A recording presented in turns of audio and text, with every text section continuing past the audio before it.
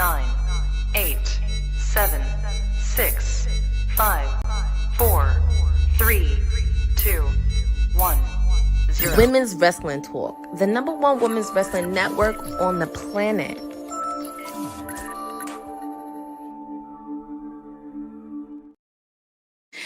Good evening, ladies and gentlemen. This is your timeless elite, your PR princess, Stone Cold Courtney, whatever you want to call me, here with you on a Friday night.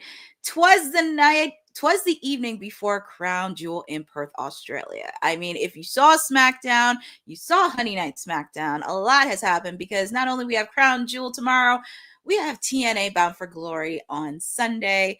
And also, I just want to say, I am not alone in this because I'm very excited to have this guest because he's been around WWT before I came along, and happy he got to attend the media scrum for Forbidden Door where he got to ask the Aussie protostar Kyle Fletcher a question. So I am happy to have Mr. Kane McCoy in the building.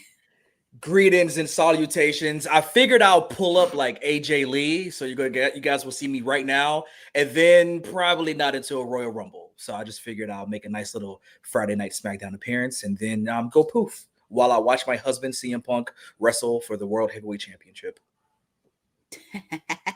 That's really nice. How are you doing on this Friday night? Oh man, I mean, it's been an interesting day. TK Trinidad and I got to see Nikki and Brie Bella. They recorded an episode of the Nikki and Brie show, which technically makes them Nikki and Brie Garcia for this particular podcast. So shouts to the kind folks at SiriusXM. Shouts to everybody. Great podcast. I believe the episode comes out on Monday. So TK Trinidad may or may not or may ask the Bellas a question that should get a lot of traction following Brie's answer. She has a very particular answer that made everybody kind of go, ooh.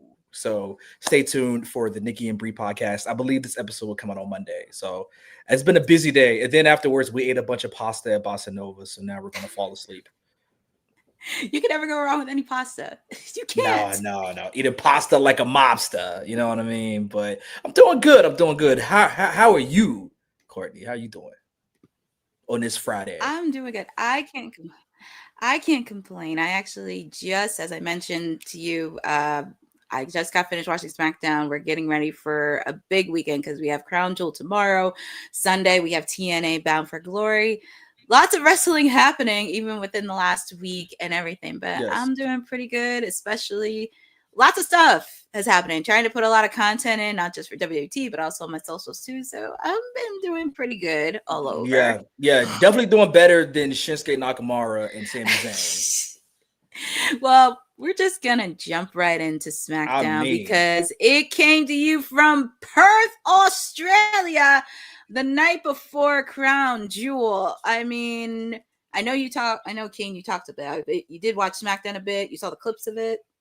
Yeah, I saw a little thing. SmackDown was on at like 4 a.m. here in LA, apparently, which I was like, oh, okay, cool. Yeah, the way that my body clock works, no. So we called little clips. I feel like this SmackDown was like that for everyone. You kind of just gonna see it when you see it in full. But I was able to catch clips here and there. Very exciting developments that happened in Perth. The land down under had a lot of thunder going down tonight. I mean, with the return of Tama Tonga. Yes.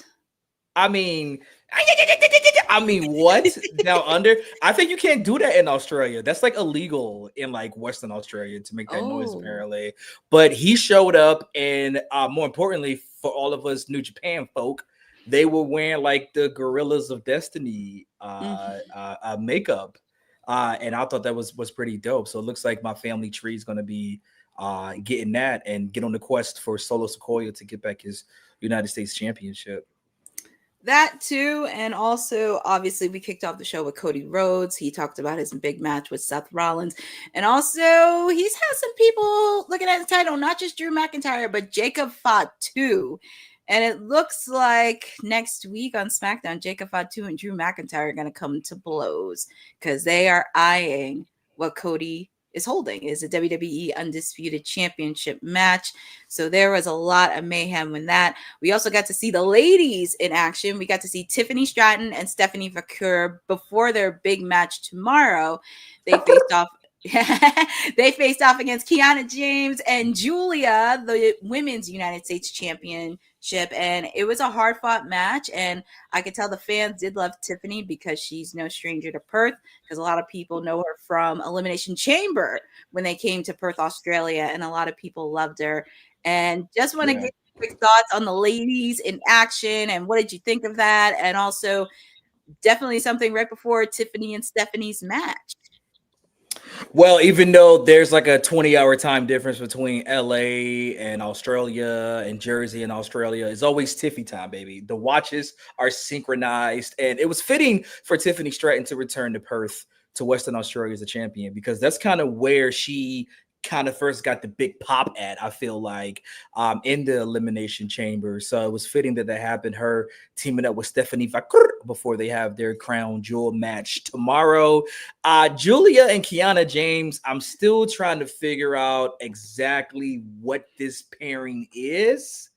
Kiana James just kind of shows up with a brick in her pocketbook, fresh off the helicopter in NXT, and now all of a sudden she's a spokesperson for Julia.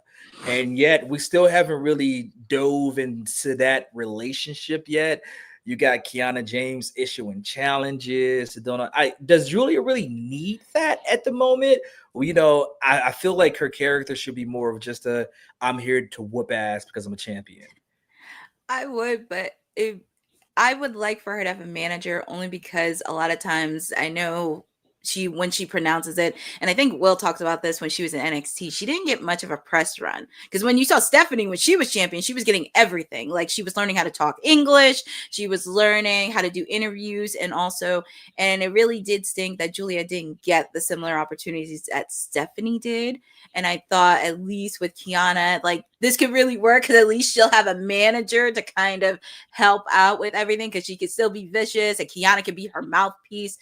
I think I don't want to rush it, but I really want to see how this played out. I'm not the kind of person that's just gonna like say, "Oh, this is not the worst thing ever." I want to see how this plays out and progresses, and especially with the fact too, Julia has not been on television as much, especially since she won the Women's United States Championship. So that's another layer, and I'm hoping whoever is handling the creative side of SmackDown gets to do a lot more better, because I would like to see a lot more presence for Julia. I would like to see her be up against new challengers, because she could have went against BFAB.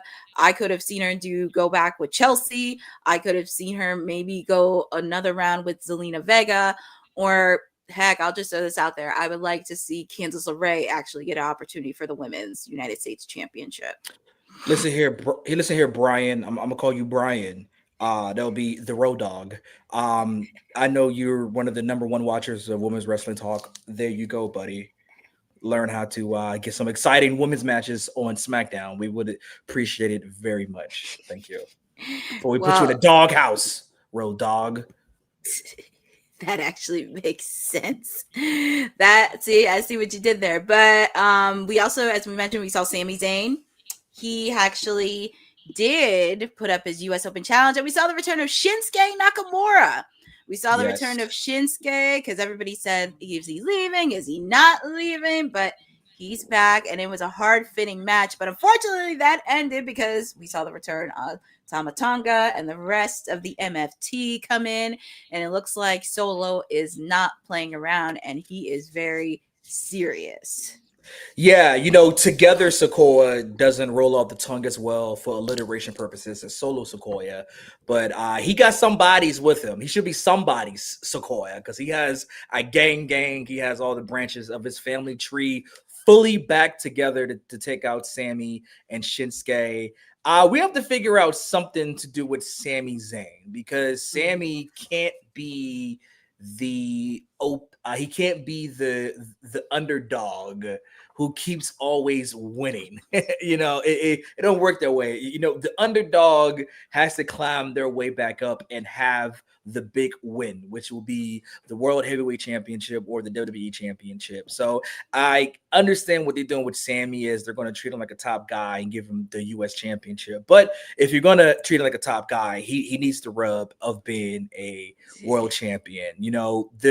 He has surpassed the Intercontinental or the U.S. Championship level. He needs to be fighting for or contending for world championship. I wouldn't mind seeing Solo and Jacob continue their match because they need a mulligan after that cage match. That was not very good. So they need some type of mulligan for that and battle for the U.S. title. That should be more of Solo's thing, in my opinion. You got two veterans in, Shinsuke and Sammy competing. I just felt like I was very happy when I saw my family tree show up to kind of dig up the roots and get some excitement in there. And then, of course, later we will see MFT involved with the Wyatts.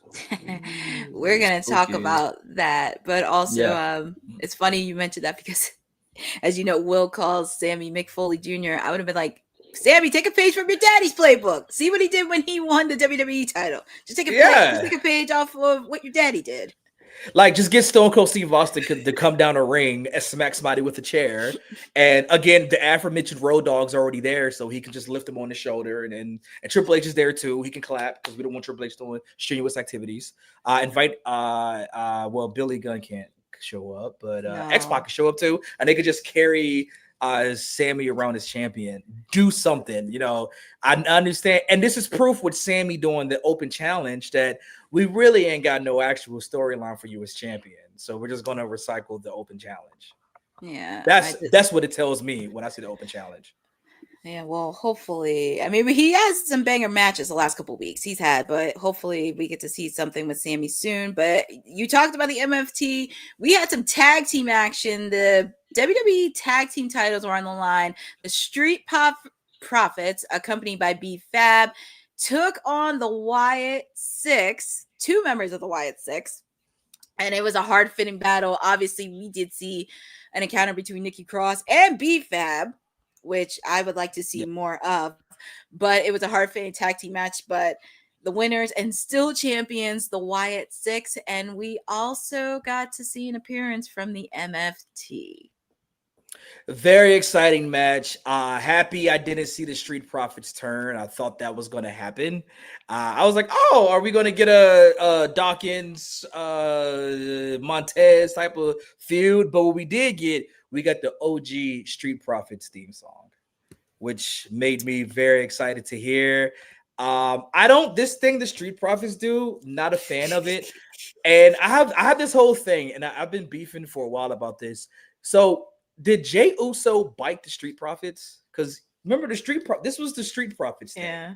This is what the Profits would do. They had the one cup in the hand. They would get everybody to bounce. And then Uso started doing it. And I felt they felt like, did they play rock, paper, scissors? How did they determine who was going to get the crowd to bounce? And it just seemed like Uso got it, like Jey Uso got it. But that was the Profits thing. They made it bounce. Mm-hmm. So I feel like we never got like a property of getting the crowd hype ladder on a pole match or something between the Usos and the Street Profits. We should have got something to resolve that, because I'm like, that was the Profits thing before Jey Uso bit it, and like we just never addressed that. But anyway, and the other thing that made me kind of side eye Paul was the fact that the one pay-per-view premium live event, PPV, PLE, OPP, whatever you want to call it, the one match that the Profits got was the 4-way, and they weren't even champions.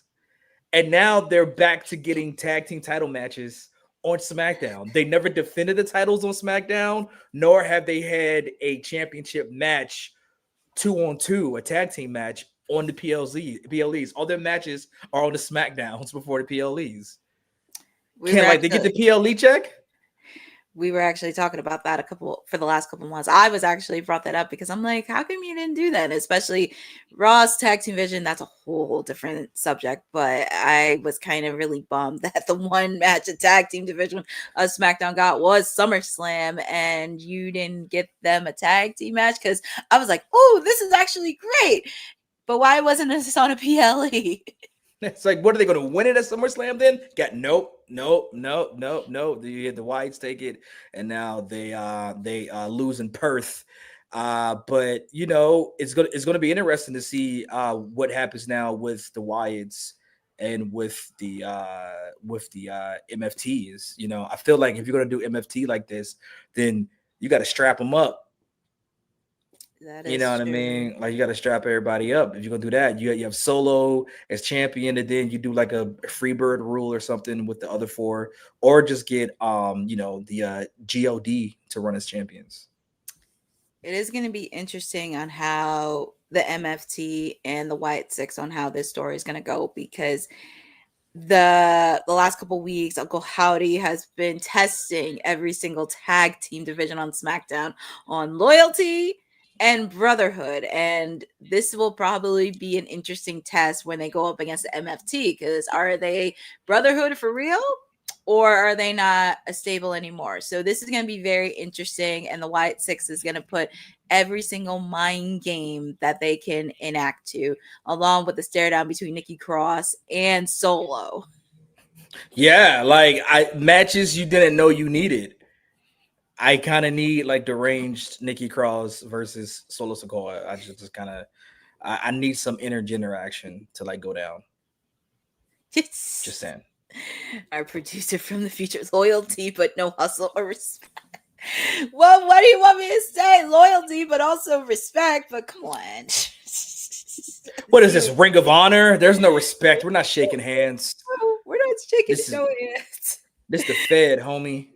But we're jumping into our main event. Damian Priest, Aleister Black, last man standing match. There was just so much chaos in this match, and this match was solid on the main event stage. The crowd in Perth was so hyped throughout this match, but close towards the end, we got to see an appearance from none other than Zelina Vega, who distracted Damian Priest, and Aleister Black had a fireball out. So they had a fireball out, and your winner was Aleister Black. So it was an interesting end to SmackDown, and also getting the crowd hype for Perth tomorrow. But Kane, I just want to get your quick thoughts on what you thought for the main event, and where is this going to go with Zelina and Aleister?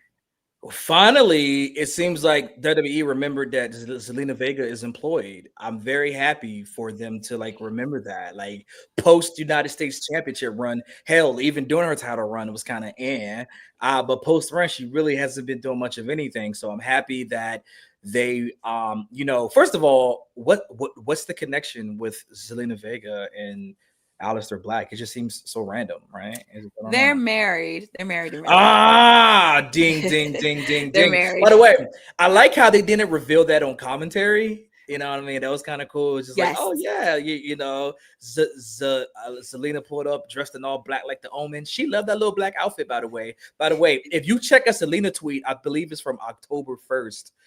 Somebody had highlighted the outfit she had on because she's just like me. She like me. We will rock a nice outfit multiple times. I am a multiple outfit wearer, but she commented on October 1st. She was like, I love that outfit. So that was foreshadowing then to what we see today. But I'm happy that we get Zelina and Aleister, I almost said Malachi, Aleister on TV together. They fit perfectly. I think they both needed this. Aleister, since his return, had just kind of, hey, look at me, I'm Aleister Black. I'm here to kick the Miz in the face and kick Carmelo in the face and just give black masses to people. But now I think there's finally a story that something can happen. And I can actually foresee Malachi, I did it again, 10 push-ups. I can actually foresee Aleister Black and Damian Priest actually becoming a tag team. Oh, man. We had Dylan speak about loyalty, hustle, and respect earlier. I think they're going to beat the respect into each other. And I can foresee a like demon twins who wear a lot of leather and listen to Cannibal Corpse, Ooh. with Aleister Black and Damian Priest, managed by Zelina Vega. I thought WWE missed the boat with aligning Zelina back with Andrade. I think that when you address situations with your audience, it succeeds. We know Zelina and Andrade was killing it in NXT together and never got the proper run together on the main roster. We know Zelina and Aleister Black are married. Hell, there will always be segments where you'll see a Zelina segment, a Zelina Vega match, followed by an Aleister Black segment, or an Aleister Black match followed by a Zelina Vega segment. So they were always kind of like winking it. So to see them come together and to have Zelina pack that thing, I mean, talk about being a down-ass chick. Zelina Vega sneaking the snub nose in the club, shouted. She got that fire on her for real. She passed the fire to her man, and her man's got the fire in on Damian Priest's face. That's a real one. Real New York Boricua out here. She is, but I'm just saying, is it a possibility? Because we see Aleister and Damian. Is it possibly because Aleister got his boo in Zelina? I'm just saying. But if only Damian Priest had a boo tang on the roster. I'm just saying. I'm just throwing it out there. Could maybe Damian Priest, one of his things he likes to do is punish people? Not one of his things, but one of his vices. Yes. Is to punish people. And could we see that vice make her way to SmackDown? That could Can't wait to see. I mean, Zelina Vega, Lola Vice. I mean, there's gonna be so many just country flags just hanging up, just people just repping the flags, just gang all day. Nice little Miami, New York, and Rican action, back slapping and stuff. Yeah, I can't wait for that. So turn it up. I love seeing couples fight in wrestling. That's gonna be the new wave. Let's have all the couples fight. I'm just saying, Seth, if you're watching, you better hope you strap up Vice City, because if she goes on the blue brand, it's gonna be a fire.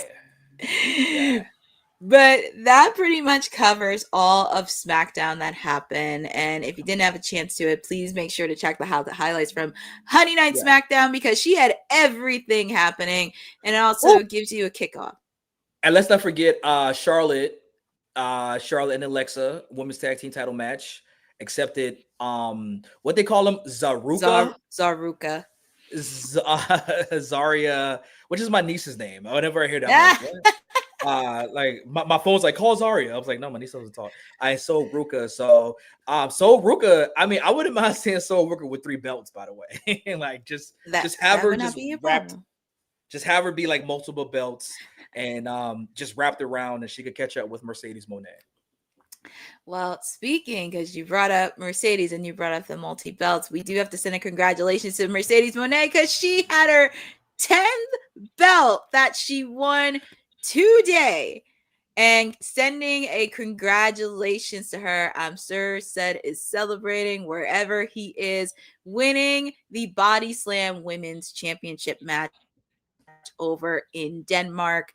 This actually news broke out today, and want to send a congratulations to the CEO herself, Mercedes Moné. She has belt number 10. Listen, I only took jabs just because of Ced, because he said a lot of crap about my lady Toni Storm at All in Texas. But you cannot deny the wrestling that she has done. You cannot deny everything that she has put in, because she betted on herself, which is not a bad thing to do. She actually did put the risk in, and she's getting ready to break Jade Cargill's record, and she will be the longest reigning TBS champion. Very, very excited to see Mercedes Moné win another championship. But I'm also very, very once the high kind of went down, I was like, oh, Mercedes got another one, right? But it also feels like, okay, I got, 10 cars in my driveway, and they're all like, 1988 Hondas. You know what I mean? Would you want like 10 Hyundais or would you want like one Bentley? And Mercedes Moné is missing the Bentley. And that's the AEW Women's World Championship. You know, I was going to say something on that because I said this on my watch along many times. She should have went on Hinge after she lost to Toni Storm. And Renee actually was going to trick her because it looked like she was going there. And she did see a ghost after she lost to Toni Storm. And I was saying this because Ced was saying this a couple weeks ago that she should get the AEW Women's Championship because Chris Statler won it. The only reason I said she shouldn't get it right now is because we don't know what's going to happen with the Death Riders and Chris Statlander, because I do think there is a lot of story to tell. The only way I could see Mercedes is if she paid either Marina Shafir or Mox to take out Chris Statlander. And with the fact, too, Chris Statlander did something that Mercedes couldn't do, was pin Toni Storm to win the AEW Women's title. So for me, it's kind of like, I want her to go on Hinge a bit just to develop that character, because having that little cycle where you have all those belts, but then of course you're kind of like cringe worthy on the woman that has the belt and she beat the one woman you couldn't beat at all in Texas. Yeah. Now what? But see, I think the unhinged could happen. And to add to that, Mercedes, when she goes to accumulate all of these championships but doesn't win the big one, now she loses all of her championships and goes unhinged. And she goes, you know, from money Monet to Mo Problems Monet, and she ends up with 0 titles. That's, to me, tells a better story of, okay, we've seen you as a CEO. Now we finna see you be a worker ant. We finna see you lose it all. Like whatever gimmick the Young Bucks are doing should be Mercedes Moné. It makes sense. She loses everything. She couldn't win it all. You win all these little championships from different promotions all around the world. That's cool, but you couldn't win the big one. So now you go crazy. You know, that, you know, you talking bank statements and the check bounced. Okay.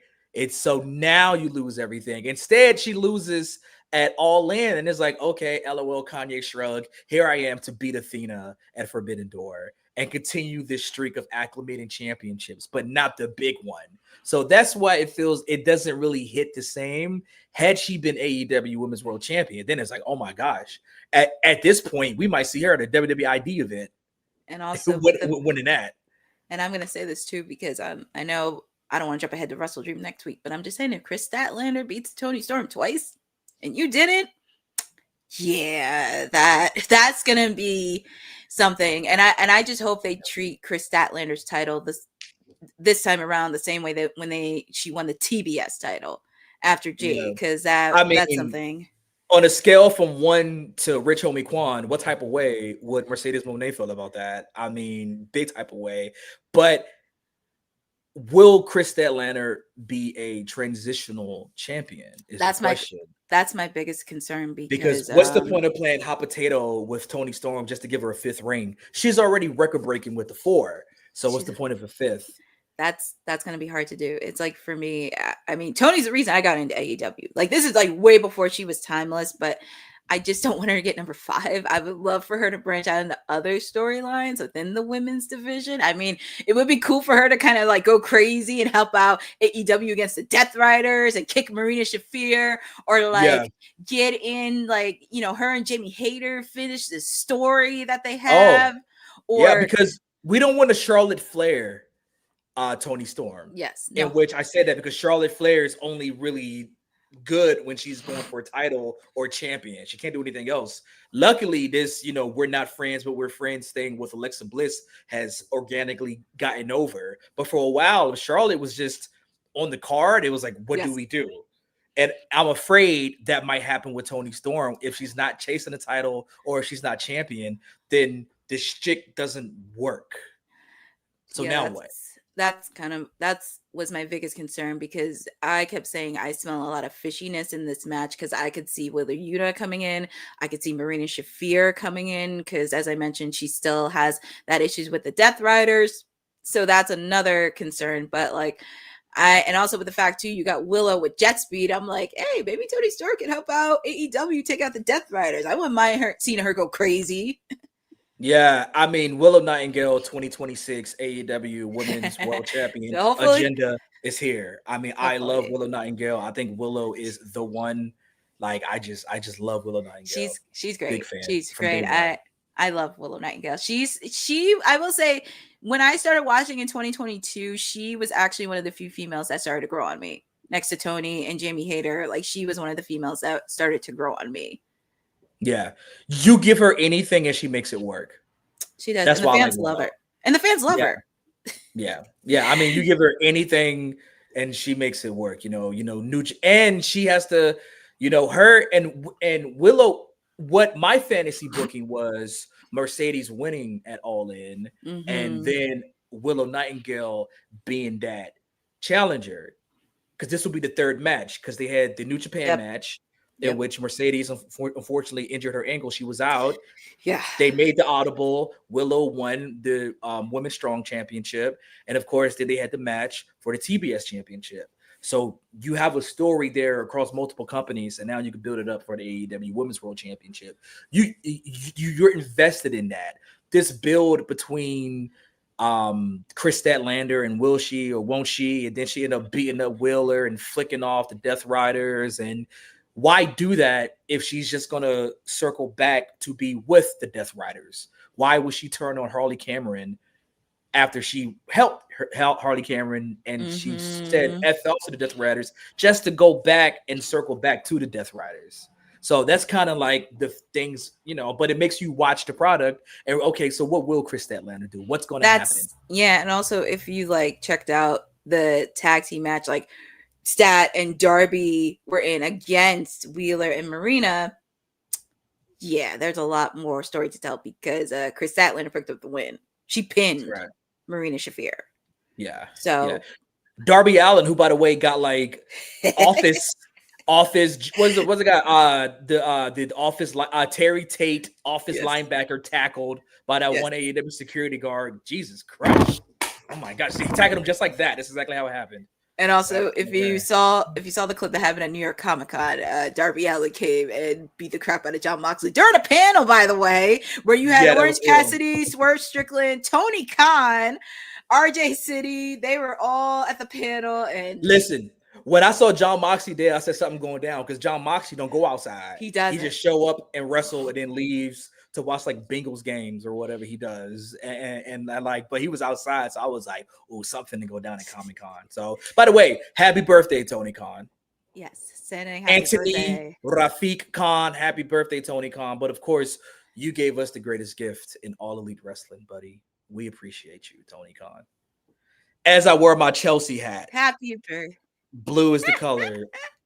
Chelsea and Fulham, who Tony Khan owns, are their rivals. So, but happy birthday, Tony Khan. Happy birthday to, I call him Mr. Boss Man, Tony Khan, because he has had a fun-filled week because with the fact it had homecoming this week, also his Jaguars picked up a massive victory on Monday Night Football, the Jaguars beating the Chiefs on national television. So sending a happy birthday to Tony Khan, also sending congratulations again to Mercedes Moné, her 10th belt, and very curious on what the storyline is going to happen next.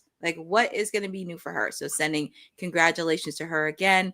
Also want to send a quick shout out to Carmella and Corey Graves as she gave birth to their second baby, which is a boy. So sending congratulations to both of them on the couple. Carmella has talked about this on her socials. She was very excited for baby number 2 and sending congratulations and well wishes to the couple on another healthy baby. Yes, congratulations to Carmella and to Corey Graves. And the great part was they were side by side in the hospital. They both had hospital beds. Carmella for giving birth, and Corey Graves from multiple F5s from Brock Lesnar. So they were both in the hospital together. Just beautiful. I love family moments like that. I do. I love family moments and definitely want to send congratulations to both. But also, you mentioned Tony Khan had a birthday. We also have another person that's from Aussie that had a birthday. Happy birthday to Rhea Ripley.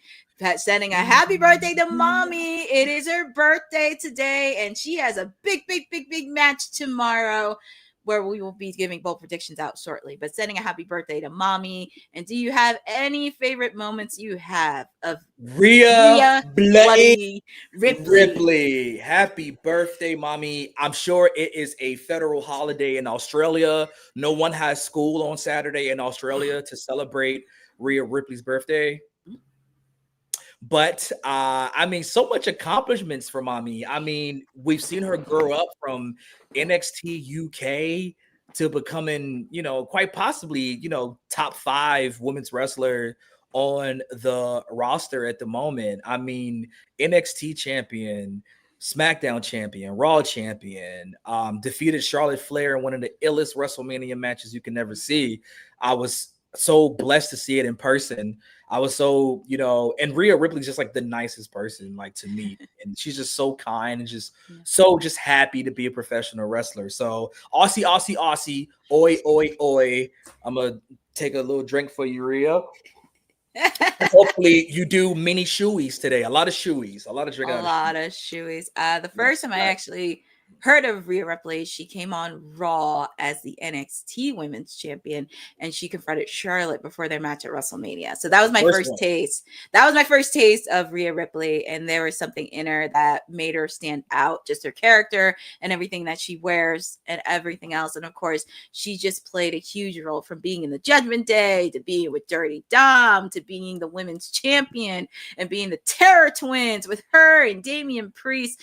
Just impact all around. And even when I go to stuff representing WWT, I always have little girls asking, who's your favorite wrestler? And they would really say Rhea Ripley, without a doubt.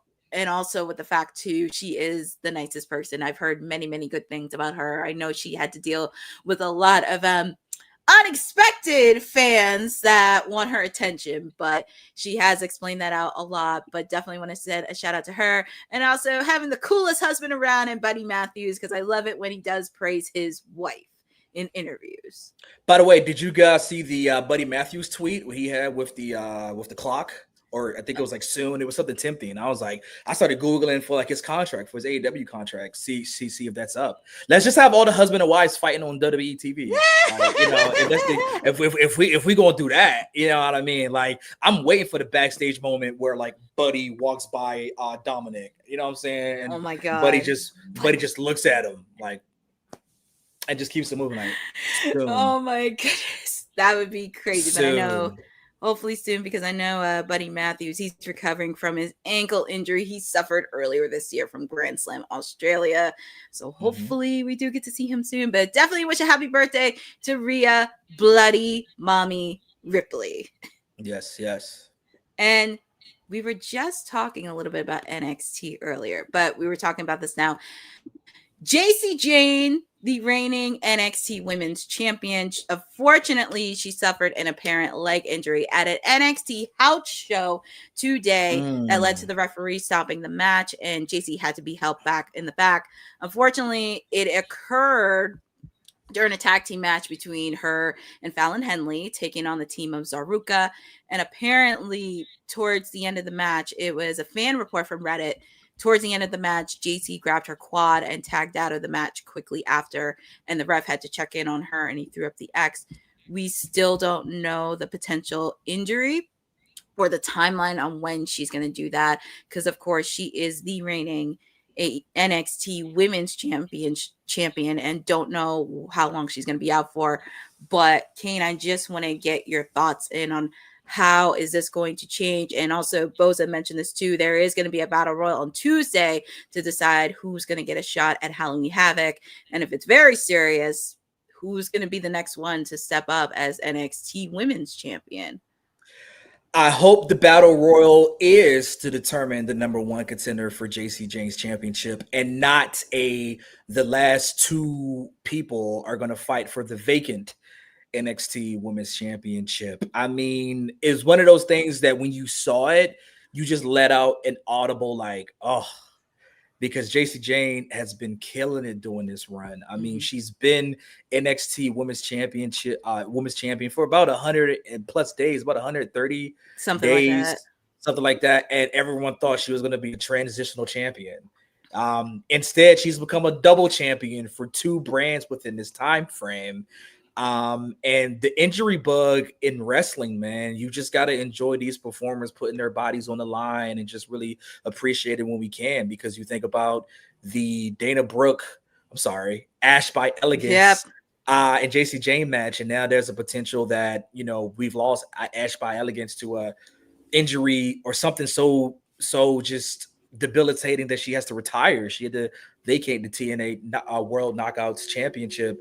And now we see this with JC Jane. So hopefully, you know, it's just a stinger. It's just, you know, something that she'll be able to come back from and continue this run, because I would hate to see her vacated. You know, when I felt this, I felt like when I saw Indy Hartwell have to vacate her title after winning because of her foot injury. So hopefully JC Jane's all right. She's been just on a massive run, especially after everything that happened with Toxic Attraction, and kind of having to reboot and then do the Chase U thing, and now to lead Fatal Influence. She's been killing it, so hopefully she's all right. Best wishes to JC Jane. Yeah, indeed. We don't like to see any type of wrestlers, and JC Jane has been having one heck of a run as NXT Women's Champion, and it kind of sucks when you're at the top of your game, because, of course, we wanted to see Fallon versus JC, but I guess that kind of has to take a swerve for a little bit, but hopefully it's not to injury, and do wish JC Jane a speedy recovery. Just to get in, because these 2 stories actually kind of intertwine with each other. And before we actually talk about ID, we have to have a presence with the lady who runs WWT, because she's been working around the clock, and cannot ask for a better person, but shout outs to Miss TK. What up, y'all? What's up, TK? Long time no see, TK. I know, right? Shout out to Kay McCoy.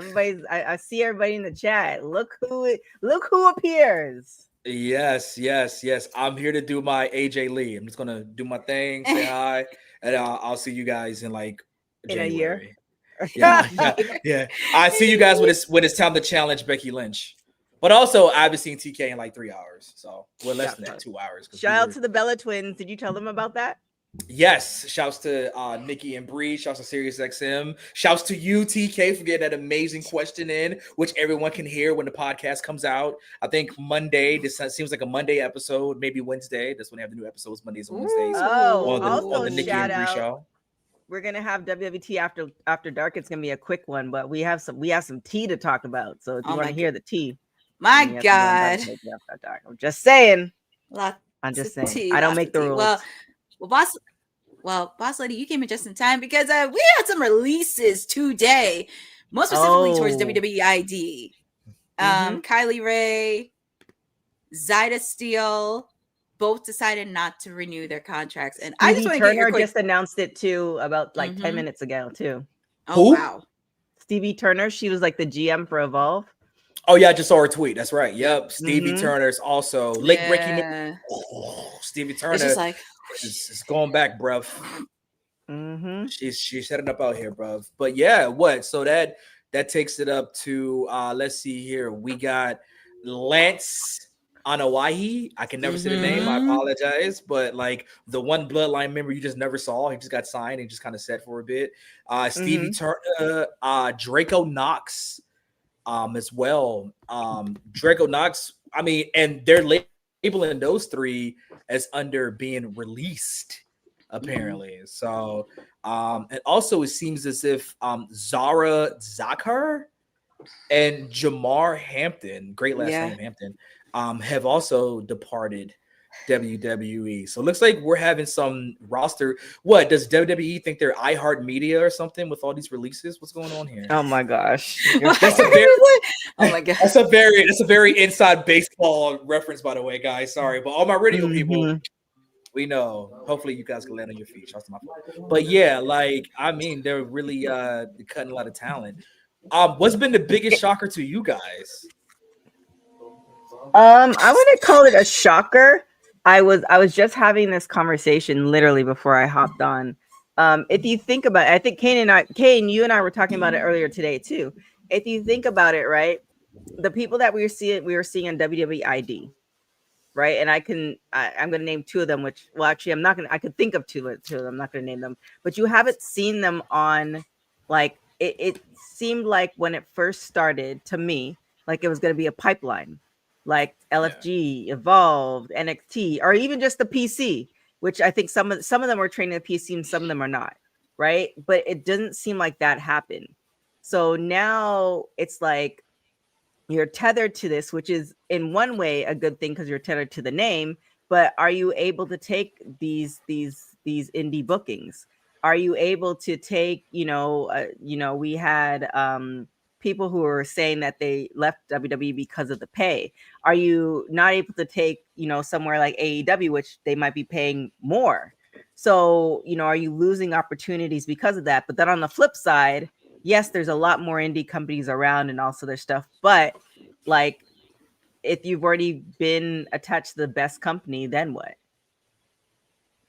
Then you could go into indies and demand that bag that you probably weren't even getting from the big company.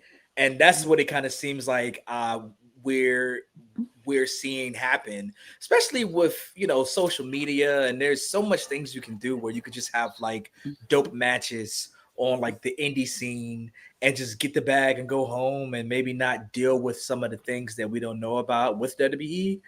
The WWE ID thing has always confused me. It feels like what are we in relationships? You know what I mean? It's like what are we? What's happening? I don't what are we doing here? Are we just friends with benefits? Are we wrestlers with benefits? Do we have sneaky a contract? Links. Are we sneaky links? Like I'm a WWE ID. I'm a wrestle in this show, but I'm a sneak to wrestle for Progress. You know what I mean? I gotta take this flight real quick and do some Brit rests over in London. So that's always been interesting to me. Is it a WWE contract or is it like a developmental contract or is it just like we're just gonna put this tag on you and you can use it to do XYZ. So it's like the minor leagues of baseball. You got single A, double A, triple A. What is ID? Is ID single A or is it double A? What's I don't NXT? think it's even that. Triple A? Like what are we? So it's like collegiate summer league. Then you know what I mean? Yeah. So I think Evolve is probably triple A, and I think Evolve. Those people are on the show. They're on the show. They're probably also training at the PC. And it's the same thing with people from LFG. The people on the LFG are training at the PC, so you have that as well. And then you have the people at NXT, where it's just kind of like, what just happened? Something's playing on my phone. Then you have that's the wrap it up music. They don't want you to talk about LFG no more. like I don't even know where that's coming from. Switch so topics. Random. So you have people who then you have NXT, which I think is like the AAA, because now they're doing TV all the time, etc. And then you partner that with TNA. Yeah. And then now you have the main roster. But again, it's like if you almost consider like the WWID is kind of like collegiate. I was in a collegiate level. There was no guarantee that I was going to make the Olympics. There was no guarantee that the person who was doing, football is going to make the NFL. There's no guarantee of any of that. So with ID is almost like there's no guarantee that they're going to make it to the main roster, almost like like type deal. And I think but Stevie Turner was yeah. I mean, Stevie Turner, they kind of had her doing like the vice principal thing for a while. So I thought she was really good at that. She was running Evolve and then she was co-running NXT with Ava and Robert Stone. So I mean, I think we're gonna start seeing more of the fallout from WWE ID. You think about Kylie Ray, who is becoming a mommy for the second time, I believe. Yep. So she vacated the championship, but also was just like, yeah. Well, Kylie Ray, I think she's in a different. She's been to the big show on different occasions for different places. So I think her situation's different, a little bit different. But yeah, it's there's something else behind it. But also, are we too saturated right now? Because you have all those programs, LFG, Evolve, NXT, TNA, the main roster, the people at the PC. You have all these people, and we actually don't know how many people are actually at the PC. Yeah, that's right. And it's like, what's what? You know what I mean? Who's who does what? And do you think this is thing of like maybe that like WWE is just stacking talent so they don't go to AEW? Right. Because I mean, also, they can pretty much do anything else except AEW. You have the NIL program. Oh yeah, those people are getting paid too. That's right. Right. So you have all those people that you're giving money to allegedly, maybe not, keep them away from AEW. That's a lot of money. That's a lot of money that you're giving out, and you're not getting a return on your investment. Yeah, that ROI. I mean, TKO must look at that ROI and was like, bro, we gotta fix this right quick. Yeah. No, because like you're giving a student athlete money, and trust me, I don't want to stop people from getting their money, because what I was getting at Oregon compared to what people are getting now, I'm pretty sure it's night and day. So you're giving a student athlete money for the possibility to at least even train at the PC when they're done. There's no. And then I'm sure they have the numbers. I want to see for every 100 wrestlers who come through the PC doors, how many of them actually make it onto Raw? What is that percentage? Because how many would make it on Smack? How many would make it on SmackDown? How many would even make it on TNA? Through NXT.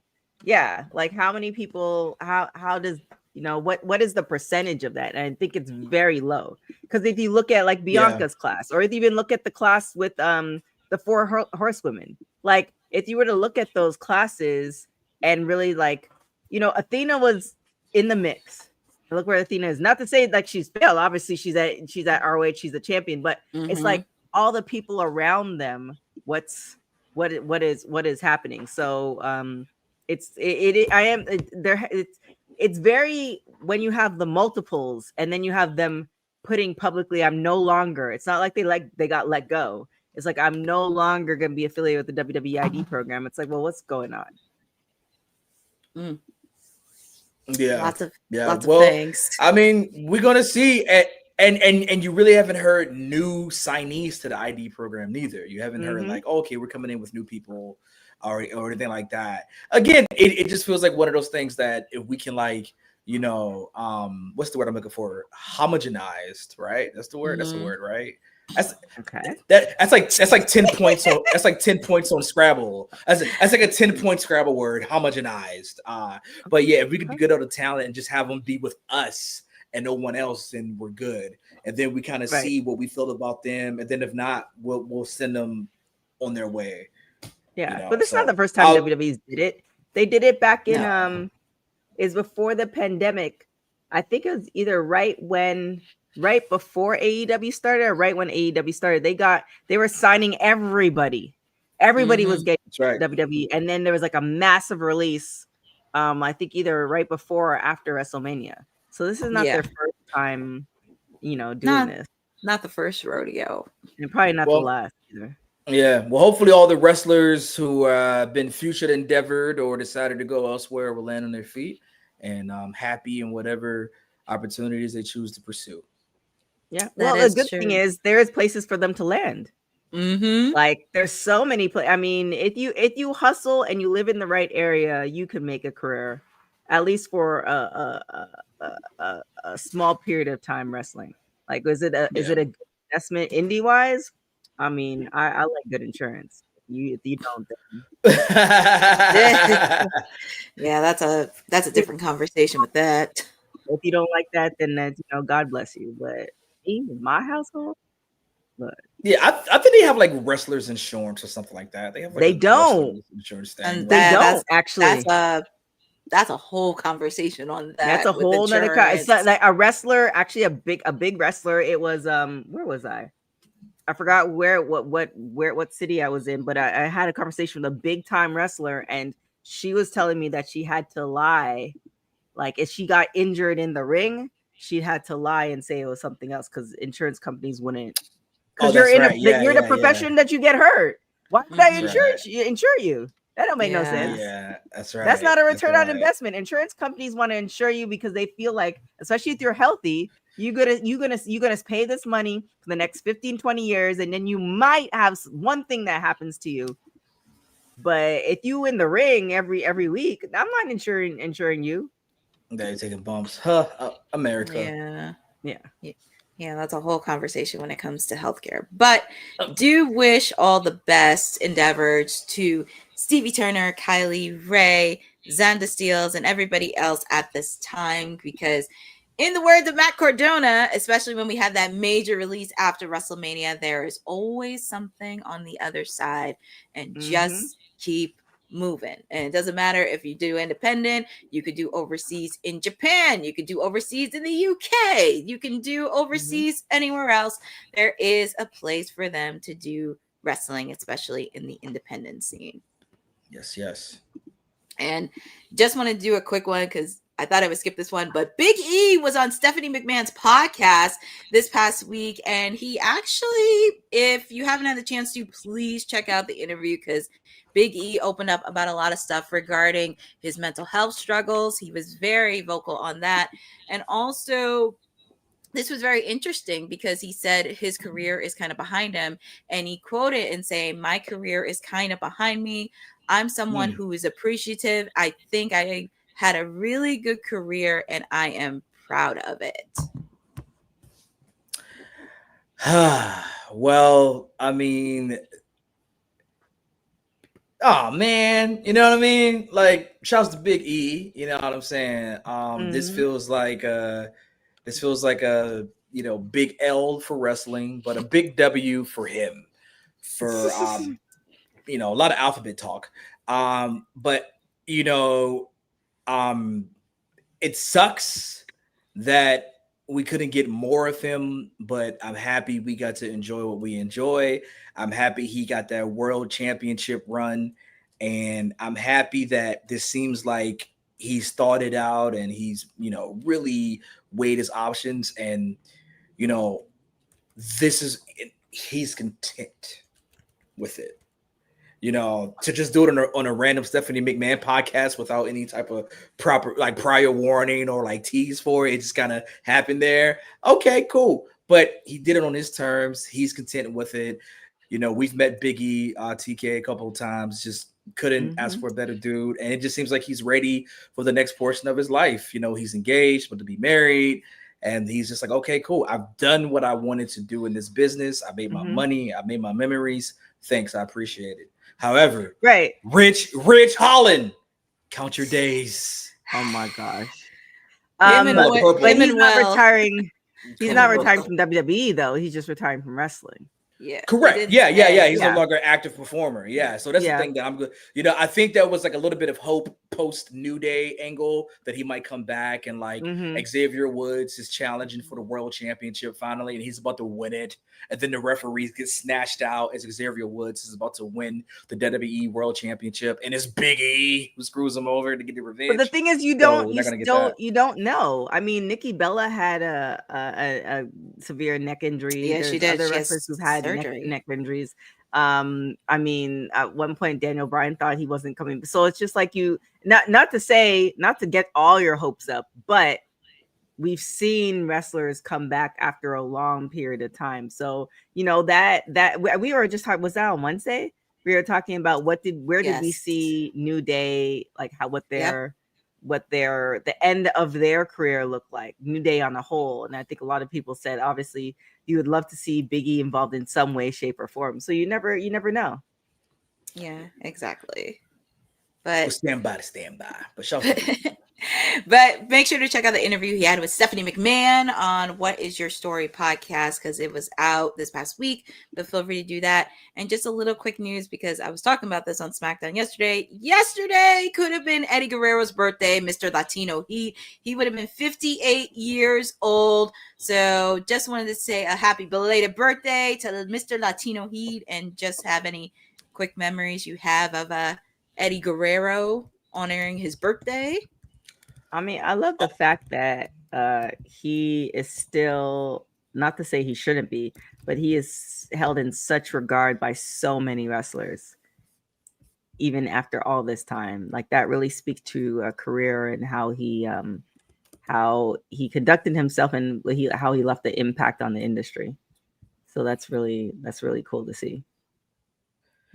Absolutely. We saw CM Punk actually have a tweet talking about Eddie as well. And it was just a very beautiful thing. I believe it was from when Eddie was on the Independents, and I believe it was from was it IWA? I believe IWA Mid-South, when Eddie had that run where he was let go from WWE before he got back with WWE. And he just had that banger with Punk, and it was just like amazing. It's one of the first times I heard of CM Punk was like in like 02, was like during that match, and how Punk hosts that match in so much regards to what he did for his career. So just Eddie Guerrero was just, man, I mean, I remember Eddie in WCW when he was like super babyface Eddie, and you know, to become like the LWO, and like, you know, then he shows up with the Rascals, you know, he shows up with Dean Malenko, and he shows up with who am I missing? It was Eddie, Dean, Harry, and that was it. Nobody else, no fourth guy, just the three of them, regardless. Three of them, nobody else. But you know, to see him show up and to see Eddie Guerrero become WWE champion, like you can hear Michael Cole yelling for Eddie to get on the top rope to frog splash Brock Lesnar, and No Way Out, he wins the championship in No Way Out before Mania. I mean, just one of the most. It still pops me until this day.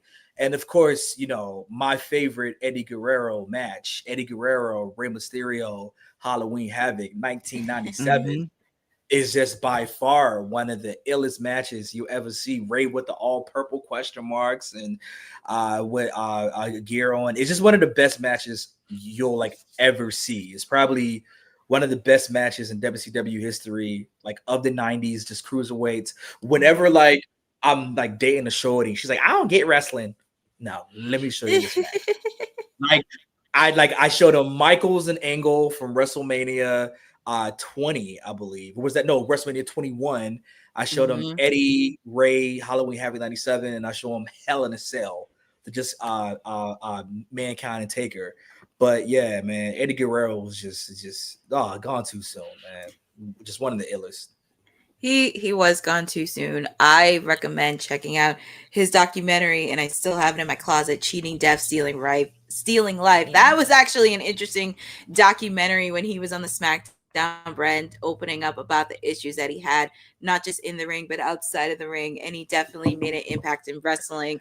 I mean, obviously, you mentioned when he won the WWE title at No Way Out, that was a very cool moment. And even when he did the rivalry with Kurt Angle on SmackDown, when they had that match at SummerSlam, that was actually very interesting to watch. Him versus John Cena in a parking lot brawl on SmackDown when John was first coming up on the scene.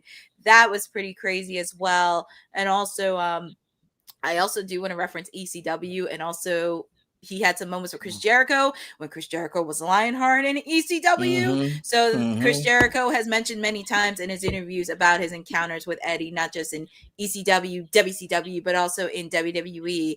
And to this day, it's nice to see Eddie Guerrero still have that big influence on him to this day from the current wrestlers on the roster. And you know, and his work lives on through his son, Dominic Mysterio. So oh my gosh, and I just saw a message post where Dom said happy birthday Papa. I was like, oh my gosh. Oh my God. Nothing like wrestling. Nothing like wrestling. There's nothing like wrestling, but of course we do want to talk about the latest project Women's Wrestling Talk is doing, because we have an archive to help out women's wrestling and make sure that it stays alive and well before we get into bold predictions. Women's wrestling didn't just show up yesterday in glitter boots. We've been here the entire time, body slamming through history. The Women's Wrestling Archive launches January 1st, 2026, and it's going to pave the way for all women's wrestling. Because if we don't document it, a man might say he did it first. This has been a passion project for a very long time.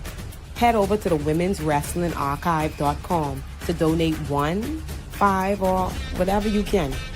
It all goes a long way. Let's give these women the spotlight that they've always deserved. Her story belongs in history. Help us preserve it today. Join us at womenswrestlingarchive.com. Support the archive. Support women's wrestling. Donate today.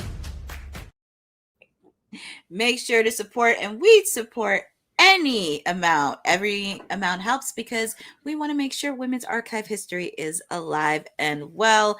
And as you know, we have a big weekend of wrestling, because not only we have TNA Bound for Glory, but we also got Crown Jewel Perth, which is actually happening tomorrow morning, 8 a.m. on the East Coast, 5 a.m. on Pacific time. And we're just going to go through bold predictions on this, because we have an Australian street fight between Big Bronson Reed and Roman Reigns. I mean, you know, I'm happy for Bronson Reed to have this spot in his de facto hometown of his home country of Australia. I know he's from New Zealand, but New Zealand, Aussie, they blood brothers, gang, gang. But this match means nothing if Bronson Reed does not win. Bronson Reed, who has defeated the Roman Reigns of Japan, aka Kazuchika Okada.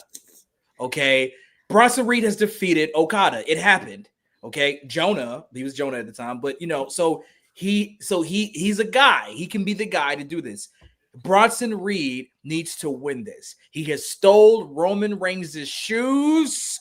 He had the shoe fala popping. He needs to steal Roman's soul and take this one. He needs to win this. Ooh, and it's a street fight, so it won't hurt Roman that bad to lose. Like it was your traditional exhibition match. Bronson Reed needs to win this, or him being with Seth, him being with Paul is worthless. You're just a pin guy for the bigger stars at this point. But so he needs to win it. You don't put him with Paul Heyman and Seth Rollins and have all this happen for him to lose a match like this.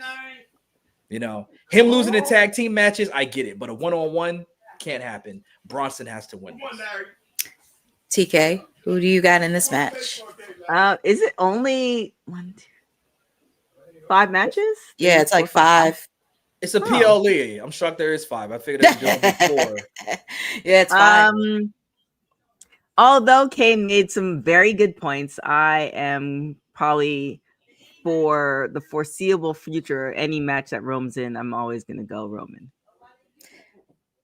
I mean, nothing against Roman, but I would like to see Big Bronson Reed get a win. I just feel like for him, aligning yourself with the Vision and Paul Heyman, and I understand you did lose at WrestlePalooza to the Usos, but on a one-on-one match, this is like his home country. And also, I want to see what it looks like. I'm kind of envisioning what an Australian street fight looks like. What are they going to have based in Australia? So that's kind of my thing on how this is going to play out. I don't know what specific weapons that Australians use. Dylan, you might have to help me out with this one, but I'm taking Big Bronson Reed for the win. In his hometown. I lied. Bronson Reed is not from New Zealand. I was thinking of Dakota Kai. Bronson Reed is from South Australia. So there we go. So he is on his home country / continent. Yes, he needs to win this. He needs to win this. He home. No. Does he? Yes. He needs to win. When is the last time Roman Reigns has lost a singles match, a one-on-one match. Without shenanigans.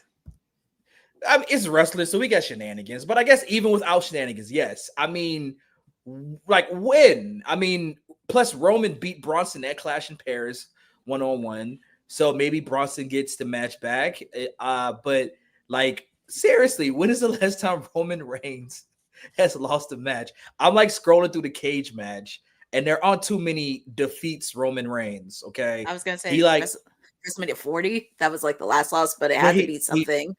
He lost the title, but when's the last time he's lost when he wasn't even champion? Oh, yeah. You know what I mean? Like, oh my God.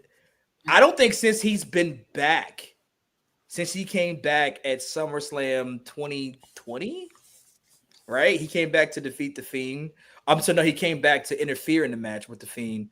But I don't think since he's come back, he's lost a singles non-title match. All right. So why do you want to spoil it? I'm just messing with you. Yeah, right. You know what? Yeah, like, yeah. Okay. All right, Roman Reigns manager. You and he was like, yeah, exactly. He's like, why are we gonna mess with something that's working? Wow, that's something that's working. It's been 3,000 days. Why would he lose? Wow, yeah, right. Exactly. No, bump that. Bronson needs to take his shoes and then skate off with a kangaroo after. My God, taking the man's shoes again. Yes. Oh my goodness. Yes. Who's next? My God. Okay, we have this tag team match right here. Another person from Australia, Rhea Bloody Ripley. Also, another birthday shout out to her because today is her birthday. Rhea Ripley, Io Sky taking on the Kabuki Warriors, Kairi Sane and Asuka. I would love to see the Kabuki Warriors go over here. Last time Rhea Ripley was in Australia home, she was victorious. I want to be like the VKM, the Vincent Kennedy McMahon era, and I want to see the Star be embarrassed in their hometown. And I think Rhea not only loses, but she takes the pin.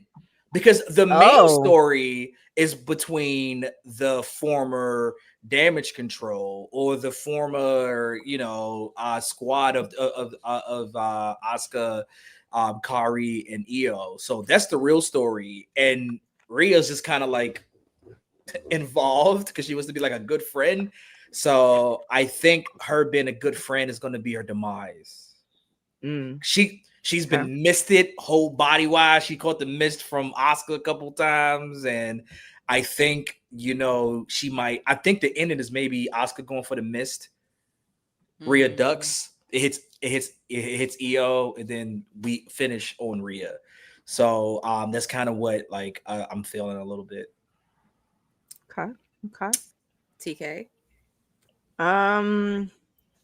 Wow, it's kind of crazy that we went out to dinner after this thing and we had so much to talk about. We're on different sides because I am Rhea and Io. Last time I'm going to dinner with you. I'm telling you. Shout out to the good food at Bossa Nova. Yes, love me some Bossa Nova. We're just why do you closer. Court, what are you gonna say? I was gonna say we're one step closer on getting Asuka versus Io one-on-one. Just one step closer. And I do predict that later on, but I am gonna take Rhea and Io. I do love them as a tag team. They're really fun, but I'm just waiting for Asuka and Io to have that one-on-one match. Which is why I think Kabuki Warriors will win. Because what's more of a conflict, like okay, you beat me and my girl, I got to get this myself then, or is it okay, me and my girl beat y'all, and Asuka's like, okay, well, I guess I'll fight you myself then. I think it's more like, okay, like you took my girl out post match. I think Rhea gets written off here somehow, some way. Like I think something's gonna happen in this match where we're gonna see Rhea get like stretchered out. You know what I mean? It just feels that way because Rhea doesn't need to be in this story. This story is fire. Like I feel like I'm watching like Rakuten Viki, like I'm watching like some like Japanese drama or something. The acting, like Kari Sane's acting has been amazing. You know what I mean? She's been so conflicted as she hits the elbow. Like I like how she was conflicted about doing the elbow, but still did the salute and hit it. Like, you know, she hit the insane elbow. So like, you know, I think, you know, with the way WWE has been treating a lot of the international talent, in which not every promo needs to be in English, or not every promo needs some type of English element involved to make it work. And I think what we're seeing with the former Damage Control, I think it's going to be even doper if they lean into like the Japanese serial drama of this all, of like Asuka just being like the abusive homie who beats Kari into submission to fight her battle against Io. I love what's happening here. So hopefully the Kabuki Warriors can take this win. It is going to be a banger of a match. It definitely will be. So we get to see the ladies in action, and that's the one way you could piss off an Aussie crowd if they take out poor Rhea. The one way you could do is piss off. That's wrestling. Just throw all the Aussies and throw all the koalas at the ring. That's one thing you could piss off Aussie fans. But we have Tiffany Stratton taking on Stephanie Fakir. Ooh, this is gonna be a banger. Yes, this is going to be a banger, and it is for the Crown Jewel Women's Championship match. It's pretty much a winner-take-all match, and who will be the Crown Jewel winner for the women? Booker T will not be there, right? I just don't need him hooting and hollering and just unfortunately. absolutely losing his mind. Quite fortunately, actually. I mean, I don't need all that yelling in the morning at 8 a.m. Oh, yeah, man. Oh, Devil's against. I think that Stephanie Fakir is going to win this.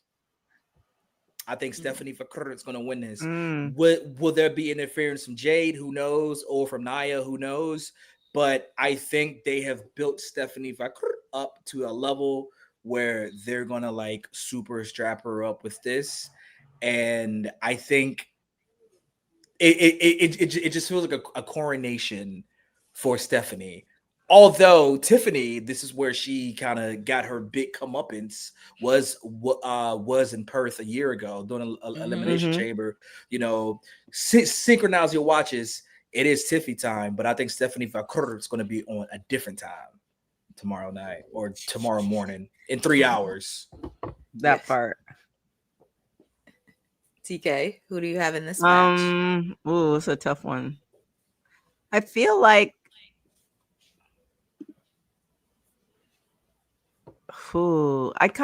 so if you were gonna go through politics, it would be Tiffany. And I'm not gonna explain the reason why. If you kind of get the behind the scenes of who's deciding and who's wanting the people in charge, I think it might be Tiffany.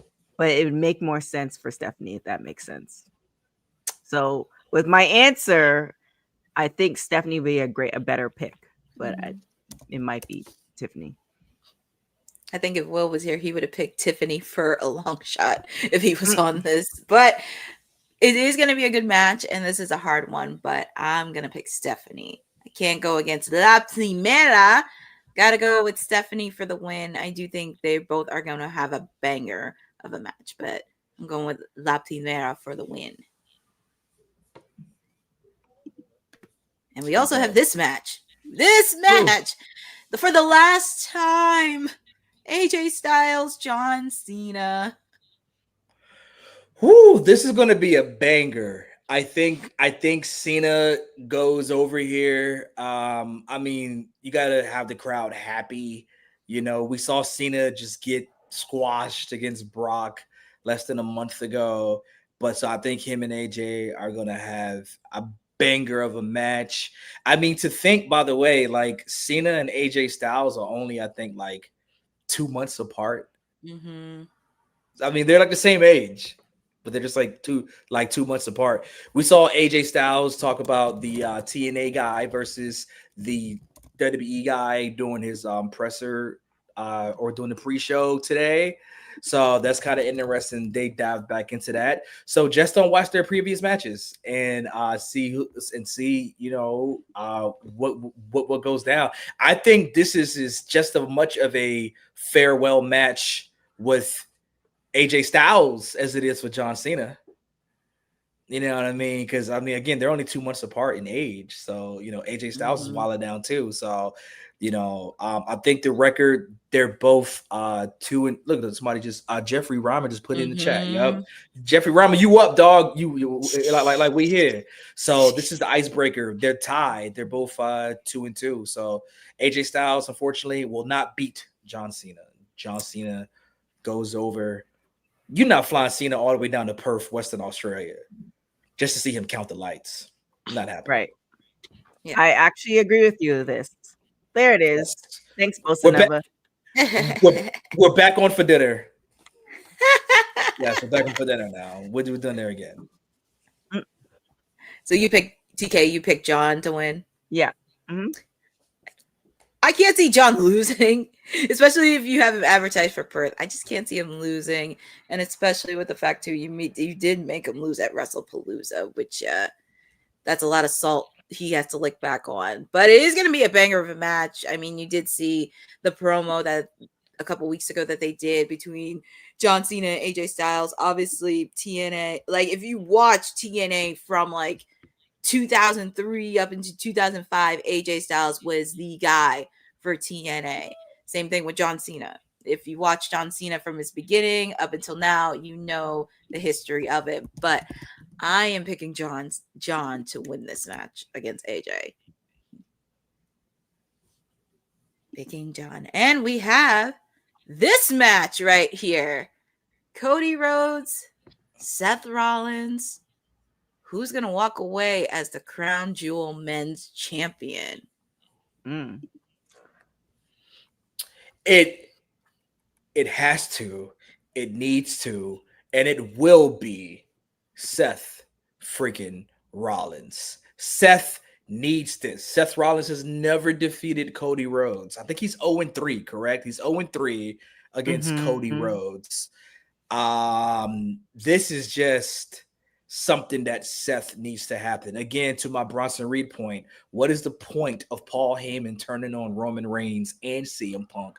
I mean, Paul Heyman is a hoe who pretty much jumps to whatever man got the most money. You know what I mean? He just jump on to whoever he want to jump on. He ain't got no place to sleep except in his man's house. Anyway, slut Paul Heyman. I'm slut shaming you, Paul Heyman. But he's just with the man with the champion. Dylan, please cut that. Please cut that. Oh God.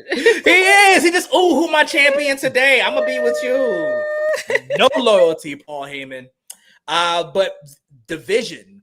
This is division, right? This is supposed to be part of division. Division is to win the Crown Jewel Championship and finally defeat Cody Rhodes, right? He teamed with Paul Heyman just for this. He has his goons just for moments like this. So I think Seth will defeat the American Nightmare, Cody Rhodes, and win. And Paul Heyman can hug up all his man. Oh my gosh. Oh my gosh. I TK, who do you have in this match? am I'm back on the show. What do you want, TK? I don't know.